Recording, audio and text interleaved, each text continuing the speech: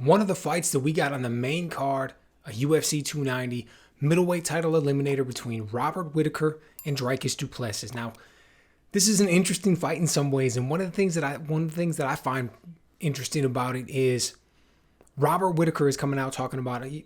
I don't understand what everybody's talking about. Du Plessis is a very difficult fight. It's going to be one of the most difficult fights that I face. He's an incredibly dangerous fighter. And that's probably based off of the fact that Robert Whittaker he's like the quintessential nice guy. You can't think of him coming out and talking bad about people. He doesn't come out and badmouth his opponent. He doesn't get in these trash talking wars.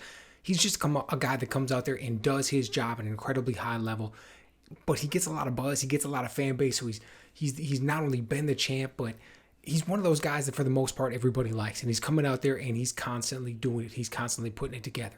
Because when you look at the line, it's not the toughest fight of Robert Whittaker's career by any stretch of the imagination, right? We got Robert Whittaker going off at like minus 400, right? Which is like a 4-1 favorite. And when you're listening to a lot of fans, you're looking at a lot of polls and things like that online, you're seeing the overwhelming majority of people thinking that Robert Whittaker is going to come out with the victory in this one. And I'm in the same camp, to be perfectly honest. Du Plessis, since he's come out into the UFC, he's 5-0. Looked good in a lot of his fights, but I don't think he's on Robert Whittaker's level. I think there's levels to this game. It's like, look, Du Plessis, we know what he brings to the table. He's going to be explosive. He's got some good power. He's a little bit unorthodox or awkward in some of his movements, which can make him unpredictable. He can come out at angles that you're not quite used to. We've seen him land some counters like against Trevor Giles when he just caught him nasty and dropped him. But at the end of the day, he is not fundamentally sound. Like, he comes in with these blitzes and he leaves himself wide open. He's a little bit too heavy on that front foot. He's got his chin up in the air, constantly just leaving himself open for counters.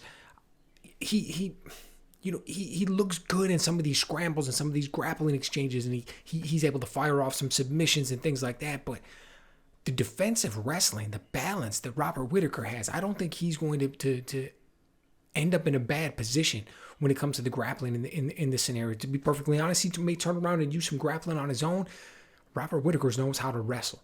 When we look at the way Robert Whittaker controls the distance, the way he's able to use that jab, the way he's able to mix things up with the combinations, the way he's able to, fight going forward, fight going backward, the way he's able to just, the ring IQ that he's got, the amount of experience and all the people that he's faced up to and including the champ twice, like, there's a reason he's a 4-1 favorite. I think Robert Whittaker looks impressive in this one, probably walks away, I don't know, 3 rounds to zip maybe, right? 30-27, walks away with the victory. I think Du Plessis is tough. I don't know if Whittaker's going to get the finish. That's not really what he's been doing at this point in his career. As impressive as he's looked, we look back at a lot of these past fights and all of these victories for the most part for a while now have been covered via decision. I don't think that all of a sudden we're going to see him crank it up because this is a 3-round fight and go for a finish. Robert Whittaker fights the way that he fights. Very tactical, very sound. He comes out there, he gets the job done.